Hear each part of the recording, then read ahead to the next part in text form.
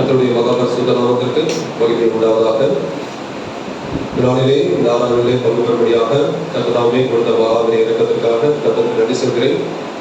கடந்த வாரம் முழுவதுமாக கடைபிடி மூலம் பாதுகாத்தார், விளைவிடங்களை கர்த்தர் மாற்றினார், அதற்காக கர்த்தருக்கு நன்றி சொல்கிறேன்.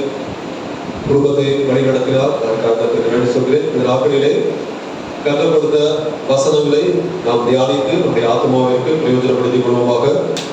வெளிப்படுத்தல் 12வது அதிகாரம் 11வது வசனம். வெளிப்படுத்தல் 12வது அதிகாரம். மரணம் நேரிடுகிறதாய் இருந்தாலும் அதற்கு தப்புபடி தங்கள் ஜீவனையும் பாராமல் ஆட்டுக்குட்டியின் ரத்தத்தினாலும்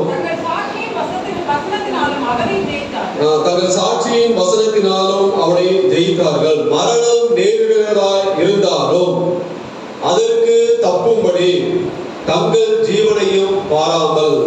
மரணத்திற்கு தப்பும்படி வழிகள் அநேகம் இருந்தாலும் தேவனுக்காக தங்கள் உயிரையும் பொருட்டாக எண்ணாமல்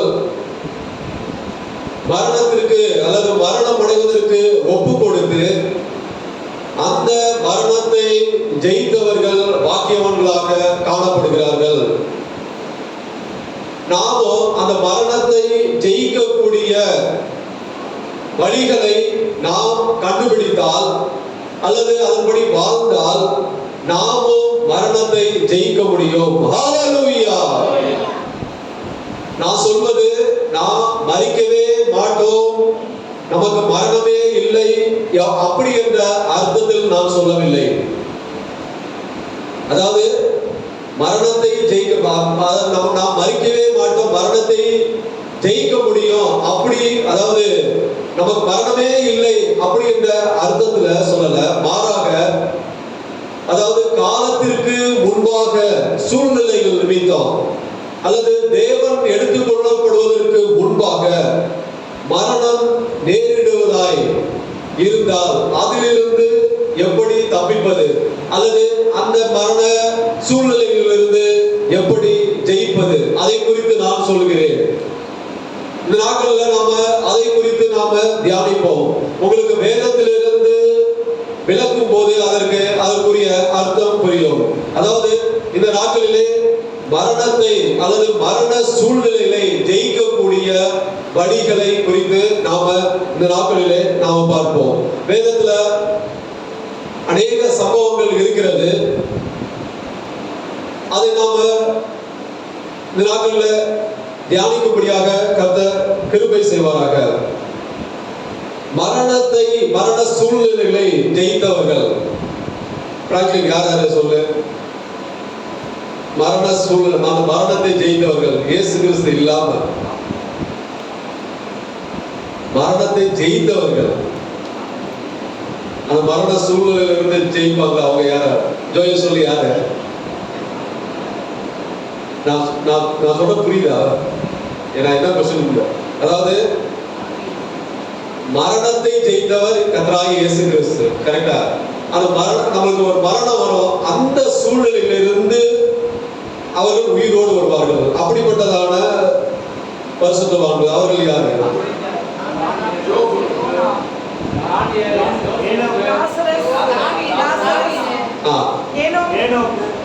அதெல்லாம் மறுரூபமானவர்கள். யோபு இல்ல அவங்களாம், அதாவது அடுத்த செகண்ட் வந்து டெத்து, அந்த மாதிரி ஒரு நிறைய பேர் இருக்கீங்க, நிறைய பேர் சொல்றாங்க.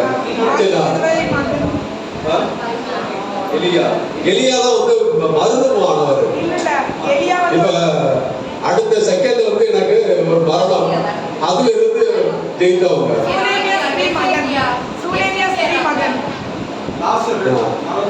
மெயினான பரிசுத்தவான்கள் அவங்க சொல்றோம், அதை தெரிஞ்சவங்க. இது என்னோட பாயிண்ட், நான் நோட் பண்ணது வரல.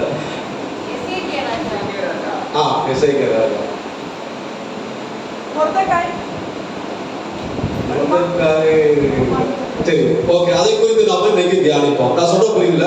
அடுத்த செகண்ட் வந்து மரணம், ஆனாலும் அந்த சூழ்நிலையிலிருந்து அவர்கள் ஜெயித்தார்கள்? Super, very good. அதை குறித்து இந்த நாட்கள்ல சற்று தியானிப்போம். அதாவது அதனுடைய வழிகள் எப்படி, எதனால் ஜெயித்தார்கள், அதேதத்தின் பிரகாரம் நாம அதை குறித்து தியானிப்போம். முதலாவதாக தானியேல் 6வது அதிகாரம் 20வது வசனம். அநேகர் இருப்பாங்க, நாம் மெயினான மட்டும் நாம பார்ப்போம்.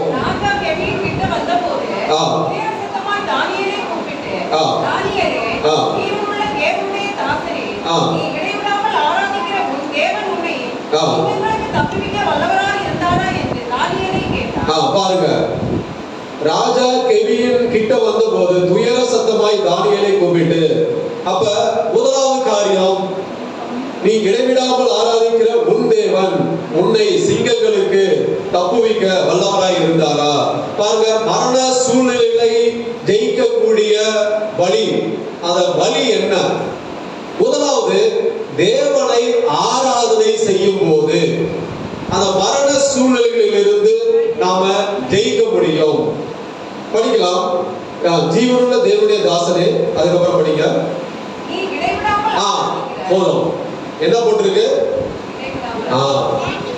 இடைவிடாமல். அந்த இடத்துல ஆராதிக்கிற உன் தேவன் என்று சொல்லல, அந்த இடத்துல ஒரு ராஜா ஒரு வார்த்தையை அப்படி சேர்க்கிறார் பாருங்க. நீ இடைவிடாமல், தேவனை இடைவிடாமல் ஆராதனை செய்யும் போது, இந்த தானியேல் எப்படிப்பட்ட சூழ்நிலையில் இருக்கிறார் பாருங்க. எந்த சூழ்நிலையில இருந்தா? சிங்க கெபியில போடப்பட்ட ஒரு சூழ்நிலை. சிங்க கெபிக்குள்ளாக அந்த இடத்துல ஒரு தானியேல் இருக்கிறார். அடுத்த செகண்ட் மரணம் தான்.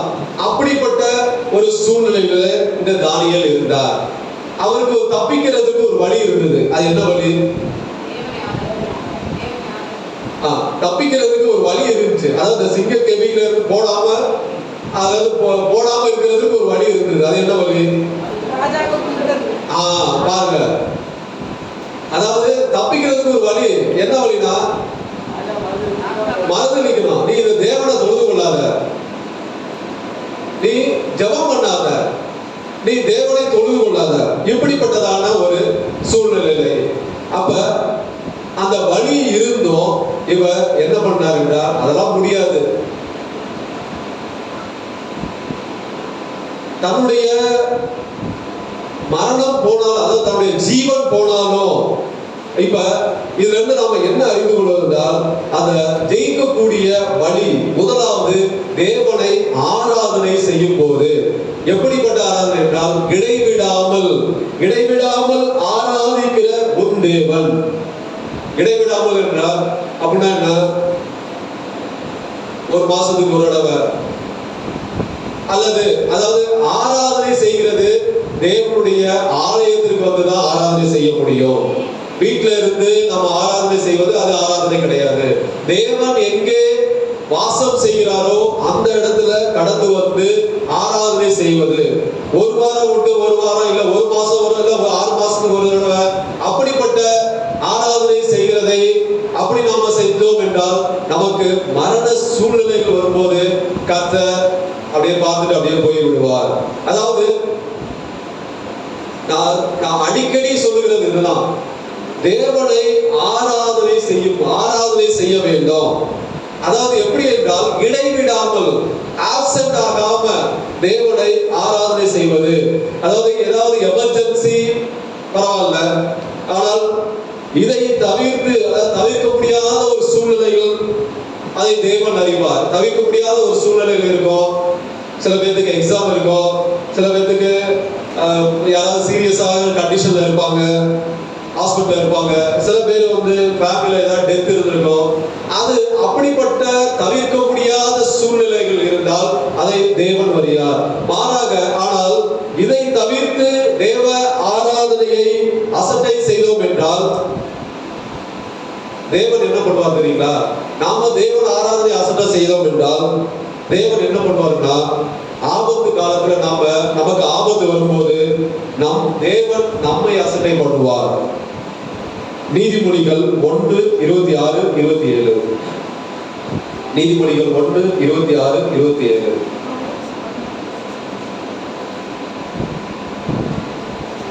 நீதிமொழிகள் 1:26-27. படிக்கலாம்.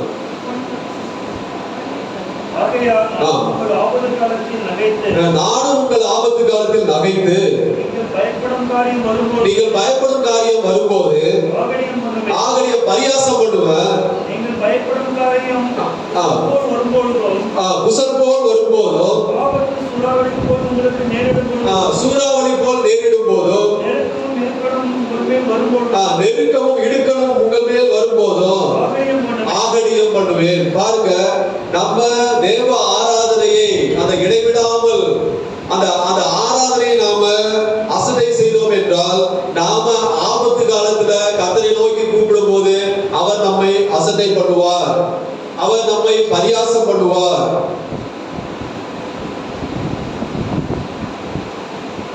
அதாவது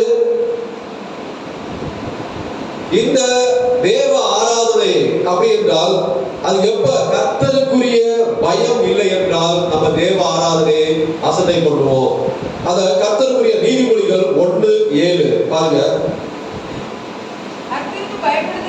கர்த்தருக்கு பயப்படுதலே, பாருங்க, கர்த்தருக்குரிய பயம், கர்த்தருக்கு பயப்படுதலே, இங்க இருந்து தான் அது ஆரம்பிக்குது. அப்படியே ஆரம்பிச்சு அப்படியே வரும். ஆபத்து காலத்துல நீ நோக்கி கூப்பிடும் போது பாருங்க,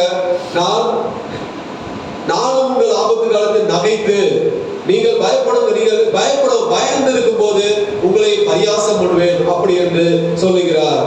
தேவ ஆராதனையில் மாத்திரம்தான் தேவ பயம், கர்த்தருக்குரிய பயம் அங்கதான் கற்றுக்கொள்ள முடியும். அருமையான தேவனுடைய பிள்ளைகளே, தேவனுடைய ஆராதனையில் மாத்திரம்தான் தேவ பயம், கர்த்தருக்குரிய பயம் அங்க அந்த ஆராதனையில தான் கற்றுக்கொள்ள முடியும். அருமையான தேவனுடைய பிள்ளைகளே, இடைவிடாமல் ஆராதனை செய்கிறது, விட்டு விட்டு விட்டு ஆராதனை செய்கிறது அல்ல. தேவ ஆராதனை செய்யும் போது மரண சூழ்நிலைகள், மரணத்தை ஜெயிக்கக்கூடிய இது ஒரு வழியாக இருக்கிறது. அடுத்ததாக பாருங்க, தானியேல் 6:10. தானியேல் 6:10.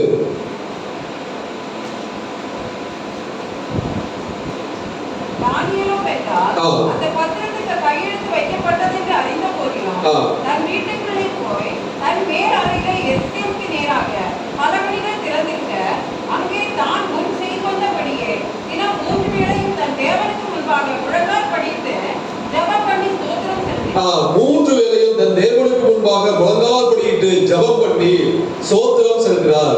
ஜெப வேலையை முக்கியப்படுத்தும் போது பாருங்க, அடுத்ததாக தேவ ஆராதனை செய்யும் போது மரண சூழ்நிலையில் இருந்து ஜெயிக்க முடியும்.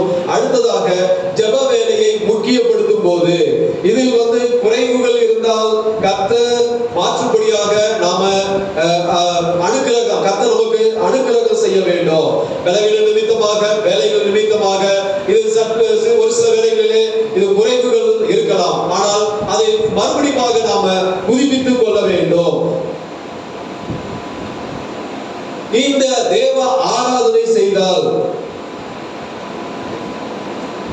நாம எப்படிப்பட்டவர்களாக இருப்போம் என்றால், அதாவது குற்றமற்றவர்களாக இருப்போம், பாவம் செய்யாதவர்களாக இருப்போம், யாருக்கும் அநியாயம் நீதிகேடு செய்ய மாட்டார்கள். யார் என்றால் தேவனை இடைவிடாமல் தேவனை ஆராதனை செய்கிறது. பாருங்க, 22:6-22.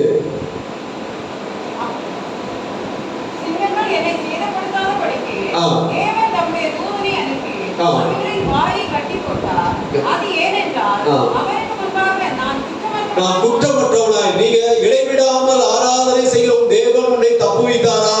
அப்ப ராஜாவுக்கு தெரிகிறது இந்த தானியேல் இடைவிடாமல் ஆராதனை செய்கிற ஒரு தேவ மனிதர் என்று. அப்ப இவர் பதில் சொல்றார் பாருங்க, அதே என்றால் அவருக்கு முன்பாக நான் குற்றமற்றவன், தேவனுக்கு முன்பாக குற்றமற்றவர்களாக இருப்பது எப்படி?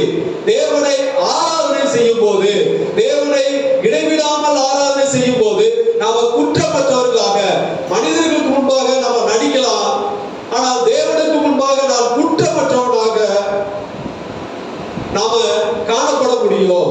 பாவம் செய்யாதவர்களாக நாம இருக்க முடியும். அடுத்ததாக யாருக்கும், அதாவது ராஜாவாகிய உமக்கு முன்பாகவும் நான் நீதிகேடு செய்ய யாருக்கு அநியாயமோ நீதிகளோ செய்ய மாட்டார்கள். எப்பொழுது என்றால் தேவனை ஆராதனை செய்கிறவர்கள், இடைவிடாமல் ஆராதனை செய்கிறவர்கள். மாசத்துக்கு ஒரு தடவை, 6 மாசம் ஒரு தடவை, வருஷத்துக்கு ஒரு தடவை அப்படி ஆராதனை செய்கிறவர்கள் அவர் பாருங்க. அந்த மாதிரி மனிதர்களை நீங்க பாருங்க. நீங்க அவர்களுக்கு ஏதாவது ஒரு ஆபத்து வரும் உடனே பயந்து போயிருப்பாங்க அவங்க. நீங்க நல்லா நோட் பண்ணி பாருங்க. தேவனை ஆராதனை செய்யாத மனிதர்கள்ட்ட ஏதோ ஒரு பிரச்சனை வந்துச்சுன்னா உடனே அவர்களுக்கு பயம் பிடித்துவிடும். ஆனால் இடைவிடாமல் ஆராதனை செய்கிற மனிதர்களை நீங்க பாருங்க, எந்த சூழ்நிலையில் வந்தாலும் அவர்கள் ரொம்ப தைரியமாக இருப்பார்கள். அருமையான தேவனுடைய பிள்ளைகளே, இப்படி இடைவிடாமல் ஆராதனை செய்கிறவர்கள், ஜெபம் செய்கிறவர்கள், தேவனை நோக்கி கூப்பிடும் போது பரியாசம் செய்ய மாட்டார். உரிமையோடு தேவனிடத்துல கேட்கலாம். எதை கேட்டாலும் இறைவன் தருவார். அருமையான தேவனுடைய பிள்ளைகளே, இந்த தானியேல் பாருங்க எப்படி அவர் விடுதலையானார் பாருங்க. தேவன் தம்முடைய தூதனை, இப்ப நாம இடைவிடாமல் ஆராதனை செய்தோம் என்றால் தேவன் தம்முடைய தூதனை அனுப்புவார். அனுப்பி எல்லா சூழ்நிலையிலும் நம்மை பாதுகாப்பார். எப்படி தானியேலை தேவன் தம்முடைய தூதனை அனுப்பி சிங்கங்களின் வாயை கட்டி போட்டது போல,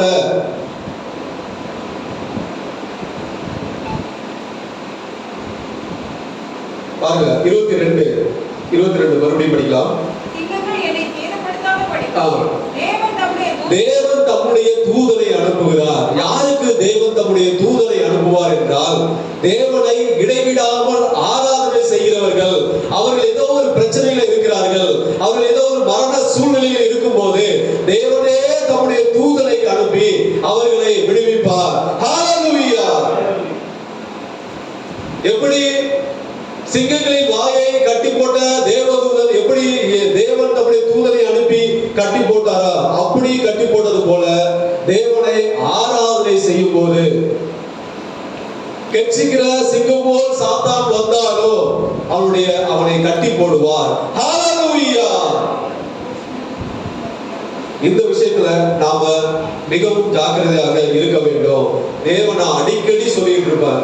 தேவனை ஆராதனை செய்கிறத, அதாவது ஏதோ எமர்ஜென்சி, ஓகே, தேவன் அதை தேவனுக்கு தெரியும் எமர்ஜென்சி அப்படின்ட்டு. ஆனால் நாம தேவ ஆராதனையை அசட்டை செய்யாதவர்கள், தேவனை இடைவிடாமல் ஆராதனை செய்கிறவர்களுக்கு மரண சூழ்நிலைகள், மரணத்தை ஜெயிக்கக்கூடிய வழியை கர்த்தர் தருவார். தேவன் அப்படிப்பட்டவர்களுக்கு தேவன் தம்முடைய தூதனையே அனுப்பி பாதுகாப்பார். ஹல்லேலூயா! இரண்டாவது காரியம், தானியேல் 3வது அதிகாரம் 17வது வசனம். தானியேல் 3:17. நாங்கள் ஆராதிக்கிற எங்கள் தேவன் எங்களை தப்புவிக்க வல்லவராய் இருக்கிறார். அவர் எரிகிற அக்கினி சூளைக்கும் ராஜாவாகிய உம்முடைய கைக்கும் நீங்களாக்கி விடுவிப்பார். நாங்கள் ஆராதிக்கிற எங்கள் தேவன். பாருங்க, இரண்டாவது காரியம், தேவன் மேல் அசைக்க முடியாத ஒரு விசுவாசம். தேவன் மேல் அசைக்க முடியாத ஒரு விசுவாசம் இருந்தால் மரண சூழ்நிலையிலிருந்து ஜெயிக்க முடியும். மகாபெரிய விசுவாசம். இந்த சாத்ராக் மேஷாக் ஆபேத்நேகோ எந்த சூழ்நிலை இருந்தார் பாருங்க.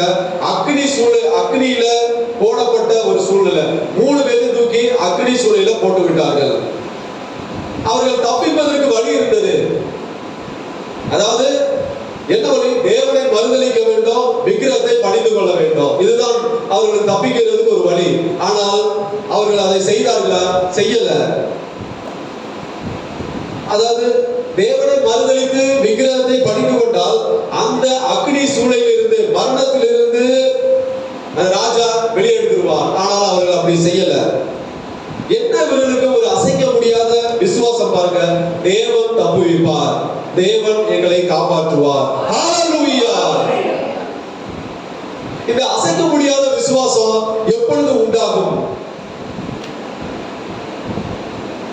தேவன் மேல் அசைக்க முடியாத விசுவாசம் இருந்தால் மரணத்தை ஜெயிக்க முடியும். இந்த அசைக்க முடியாத விசுவாசம் எப்பொழுது உண்டாகும்? தேவனை ஆராதனை செய்யும் போது,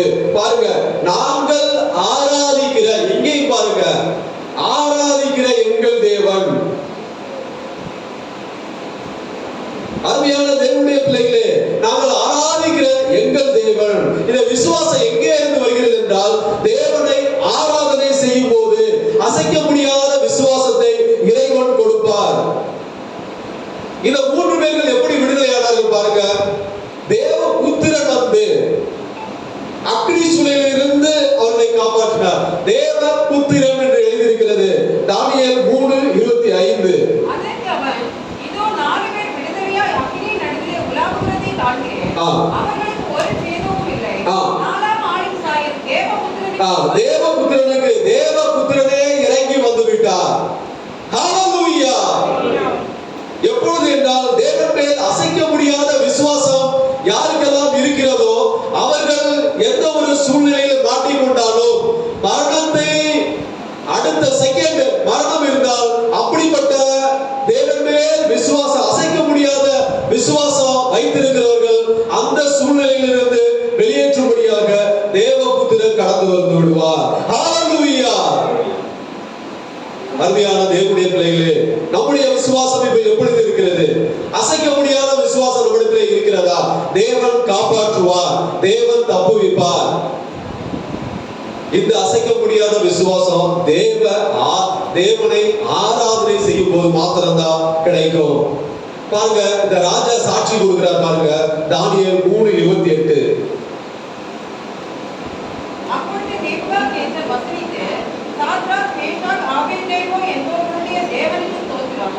அவர்கள் தங்களுடைய தேவனை தவிர வேறொரு தேவனை சேவித்து பணியாமல் அவரையே நம்பி ராஜாவின் கட்டளையை தள்ளி தங்கள் சரீரங்களை ஒப்பு கொடுத்ததினால் அவர் தமது தூதனை அனுப்பி நம்முடைய தாசரை விடுவித்தார். ஹalleluya.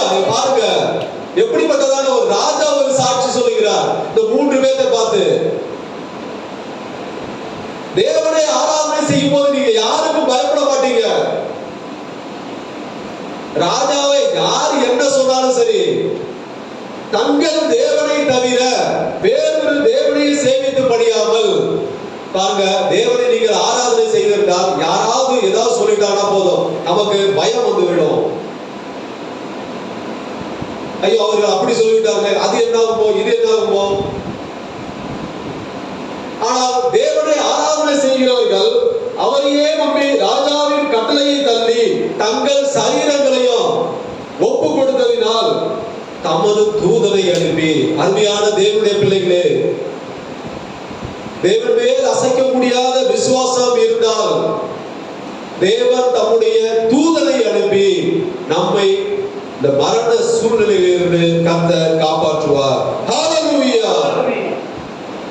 எப்படி இந்த 3 பேரையும் தூதனை அனுப்பி காப்பாற்றுவது போல நம்மையும் அக்னி சூளை, அதாவது அக்னி சூளை போன்ற பிரச்சனைகள் அதிலிருந்து நம்மை காப்பாற்றுவார். எப்பொழுது என்றால், தேவன் மேல் அசைக்க முடியாத விசுவாசம் இருக்க வேண்டும். அந்த விசுவாசம் எப்படி உண்டாகும்? தேவனை ஆராதனை செய்யும் போது உண்டாகும். 3வது ஒரு சம்பவம் பாருங்க, 2 ராஜாக்கள் 20வது அதிகாரம் 1-2-3. 2 ராஜாக்கள் 20:1-2-3. மரணத்துக்கு ஏதுவாய் இருந்தான். அதாவது மரணம், அது எந்த நாள்ல, கொஞ்ச நாள்ல படிக்கலாம்.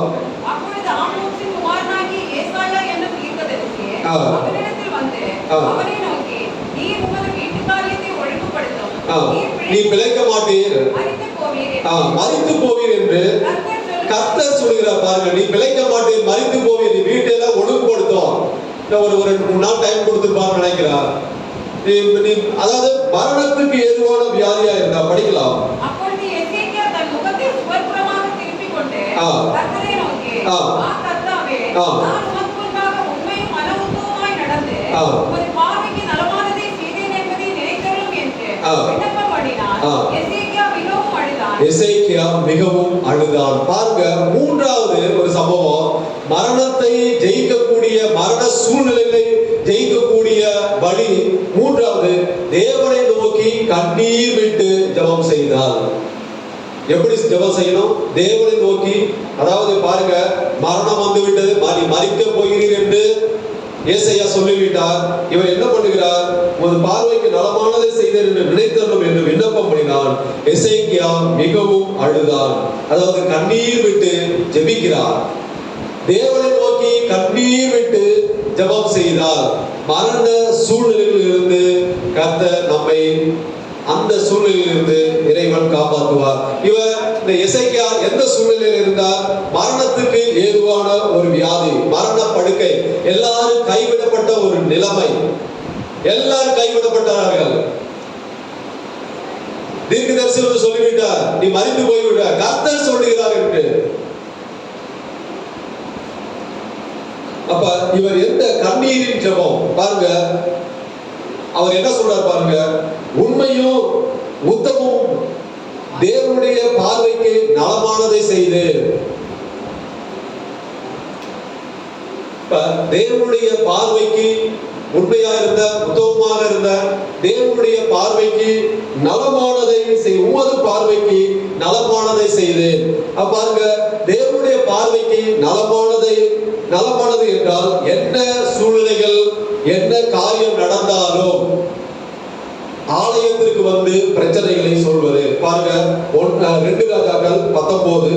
அதாவது தேவனுடைய பார்வைக்கு நலமானது என்றால் 2 ராஜாக்கள் 19:1.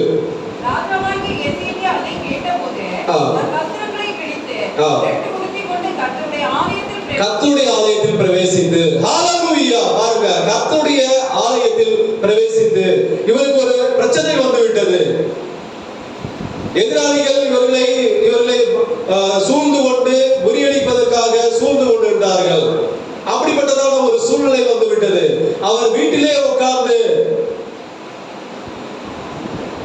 அவர் ராஜாவாக இருக்கிறார், அவர் வீட்டில் உட்கார்ந்து பிளான் பண்ணல, அவரை இப்படி பண்ணலாம், அந்த ராஜாவை இப்படி போய் போர் செய்யலாம் அப்படி என்று அவர் செய்யல. அவர் என்ன பண்ணுகிறார் என்றால், அதாவது தேவனுக்கு நலமானதை, தேவனுடைய பார்வைக்கு நலமானது என்றால் என்ன சூழ்நிலைகள், என்ன காரியங்கள் நடந்தாலும் ஆலயத்திற்கு வந்து பிரச்சனைகளை சொல்வது. ஹalleluya.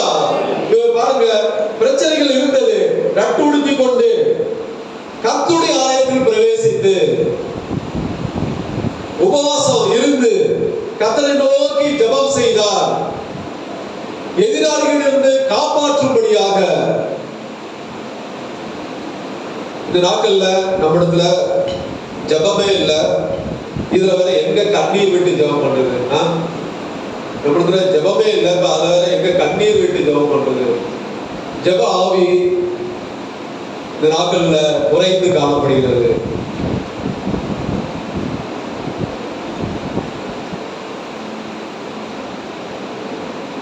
தேவனுடைய சபையிலே நம்முடைய சபையில கிறிஸ்துவ மண்டலத்திலே, முழு கிறிஸ்துவ மண்டலத்திலும் ஜெப ஆவி குறைந்து காணப்படுகிறது. அருமையான தேவனுடைய பிள்ளைகளே, நாம கண்ணீர் விட்டு ஜெபம் செய்ய வேண்டும். கண்ணீரின் ஜெபத்தினால் பாருங்க, மரண வியாதியில் இருந்து விடுதலை ஆனது போல நம்முடைய கண்ணீரின் ஜெபத்தினால் மரண படுக்கை, அடுத்த நிமிஷம் நமக்கு மரணம் அப்படி சம்பவிக்க அந்த சூழ்நிலையில் இருந்தோம், வியாதிகளில் இருந்தோம் கர்த்தர் விடுதலையாக்குவார். நாம இந்த நாட்கள்ல பாருங்க, மற்ற அநேக காரியங்களுக்கு நாம கண்ணீர் விடுகிறோம். பெற்றோர் அடித்தா கண்ணீர் விடுகிறோம். சொந்தக்காரங்க ஏதாவது சொன்னா அதற்கு நாம கண்ணீர் விடுகிறோம். யாராவது ஒருத்தர் திட்டா அதற்கு நாம கண்ணீர் விடுகிறோம். ஆபீஸ்ல யாராவது சொல்லிட்டா அதற்கு நாம கண்ணீர் விடுகிறோம். அநேக காரியங்களுக்கு கண்ணீர் விடுகிறோம். ஆனால் இறைவனிடத்துல கண்ணீர் விட்டு ஜெபம் செய்கிறோமா? நாம அப்படி, அதாவது தேவனை நோக்கி கண்ணீர் விட்டு ஜெபம் செய்யும் போது மரண சூழ்நிலையில் இருந்து, அதாவது எப்பேற்பட்ட சூழ்நிலையில் இருந்து இறைவன் அந்த சூழ்நிலையில் இருந்து கர்த்தர் வெளியே இருப்பார். பாருங்க, இவரை யார் காப்பாற்ற? அதாவது தீர்க்கதரிசி மூலமாக இவர் காப்பாற்றப்பட்டார். பாருங்க, தீர்க்கதரிசிக்கு நீ சொல்லிவிட்டார், நீ செத்து போய்வார் என்று மறுபடியும் அதே தீர்க்கதரிசி போய் சொல்லுகிறார்.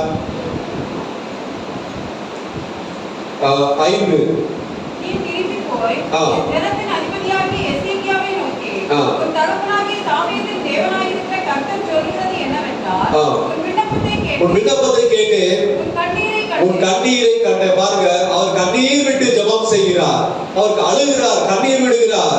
உன் விண்ணப்பத்துல கண்ணீர் விட்டு ஜெபம் செய்கிறார்.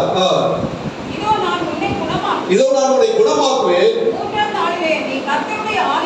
பாருங்க, நீ குணமாக்குவேன், 3ஆம் நாளிலே நீ கர்த்தருடைய ஆலயத்திற்கு போவாய். இந்த வேத வாக்கியம் முழுவதும், நீங்க வேதாகம் முழுவதும் பாருங்க, தேவனை ஆராதனை செய்வது கர்த்தருடைய ஆலயம் என்று அநேக இடத்துல எழுதப்பட்டிருக்கும். அதை தேவனை ஆராதனை செய்வதை தேவ ஆவியானவர் முக்கியப்படுத்தி இருக்கிறார். ஹல்லேலூயா! நாம இந்த நாட்களில் தேவனை ஆராதனை செய்வதிலே எப்படி காணப்படுகிறோம்? முக்கியப்படுத்துகிறோமா? உன் கண்ணீரை கண்டேன், உன் விண்ணப்பத்தை கேட்டேன், உன் கண்ணீரை கண்டேன், நான் உன்னை குணமாக்குவேன். குணமாக்கிட்டு நீ அப்படியே இருக்காத, 3ஆம் நாளிலே நீ கர்த்தருடைய ஆலயத்திற்கு போவாய். அருமையான தேவனுடைய பிள்ளைகளே, நமக்கு இந்த நாட்களில் ஆசீர்வாதத்தை இறைவன் கொடுத்திருக்கிறார்.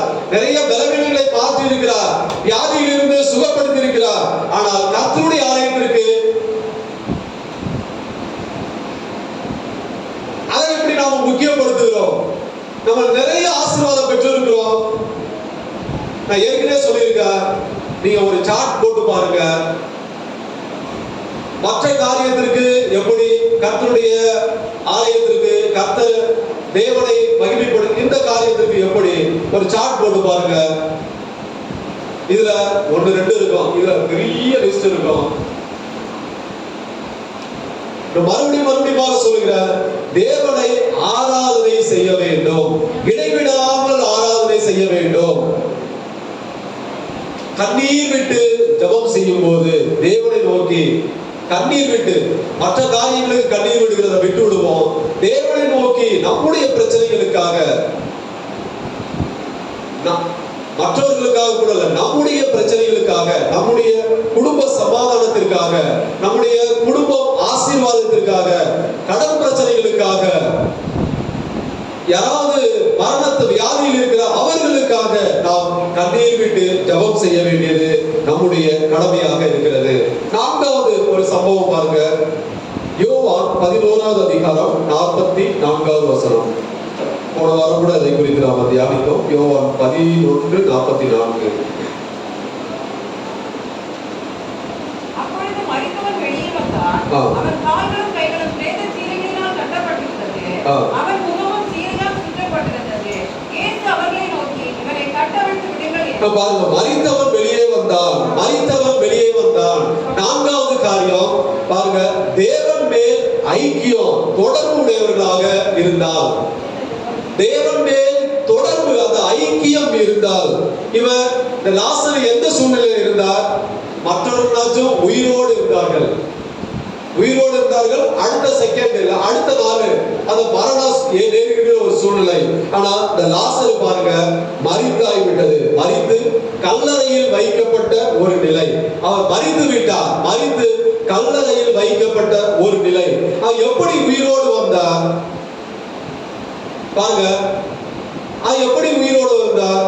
அதாவது மரிக்கும் வரை இயேசுவோடு கூட ஐக்கியத்தில் ஒன்றாய் இருந்தார்.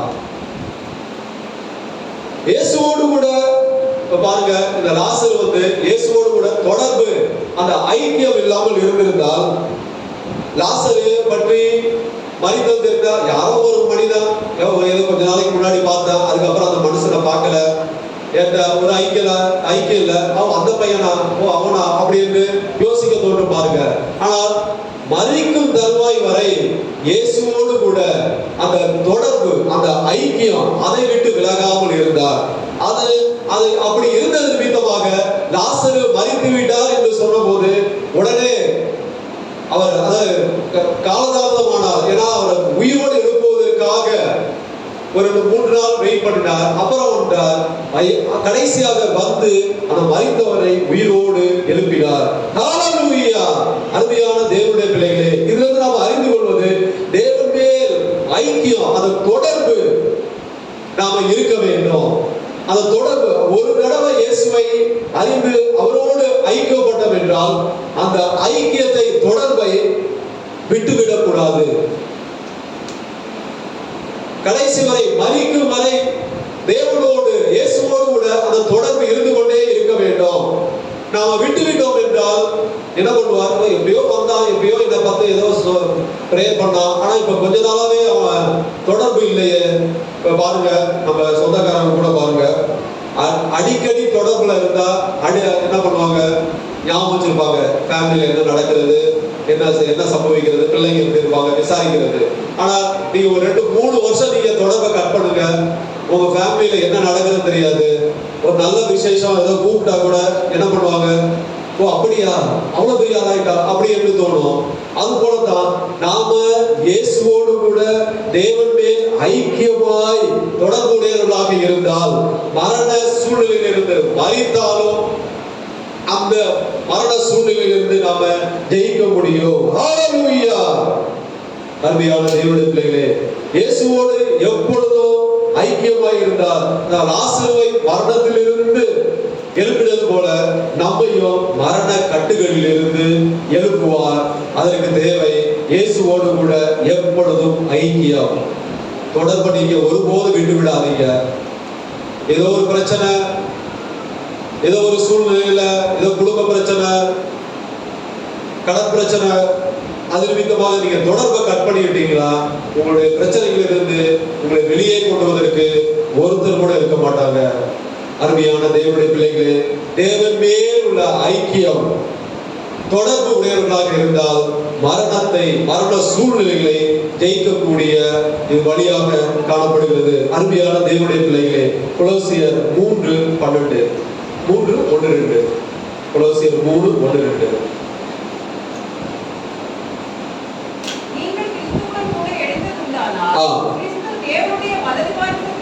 கிறிஸ்து தேவனுடைய வலது பாரிசத்தில் வீற்றிருக்கும் இடத்தில் உள்ள மேலானவைகளை தேடுங்கள். பூமியில் உள்ளவைகளை அல்ல, மேலானவைகளையே நாடுங்கள். 3. நீங்கள் மரித்தீர்கள், உங்கள் ஜீவன் கிறிஸ்துவுடனே தேவனுக்குள் மறைந்திருக்கிறது. பூமியில் உள்ளவைகள் அல்ல, மேலானவைகளே நாடுங்கள். பாருங்க, கிறிஸ்து தேவனுடைய வலது பாரிசத்தில் வீற்றிருக்கும் இடத்தில் உள்ள மேலானவைகளை நாடுங்கள். மேலானவைகளை, தேவனுக்கு உரியவைகளை, தேவனுக்கு பிரியமானதை நாடுங்கள். தேவனுக்கு உரியவைகளை அப்படி என்றால், தேவனுக்கு பிரியமானதை என்றால் தேவனை இடைவிடாமல் ஆராதனை செய்யுங்கள். தேவன் மேல் அசைக்க முடியாத விசுவாசம் வையுங்கள். தேவனை நோக்கி கண்ணீர் விட்டு ஜெபம் செய்யுங்கள். தேவன் மேல் ஐக்கியம் தொடர்பு உடையவர்களாக, இதுதான் மேலானவைகளை நாடுகிறது. இந்த பூமிக்குரியவைகளை அல்ல. இந்த பூமிக்குரியவைகளை நீங்க அதை நாடி தேடி ஓடினீர்கள் என்றால் அழுகை உண்டாகி, அழுகை கண்ணீர், இதுதான் உங்களுடைய வாழ்க்கையாக இருக்கும். கொஞ்சம் இந்த நாட்களில் சற்று சிந்திக்க வேண்டும். அருமையான தேவனுடைய பிள்ளைகளே,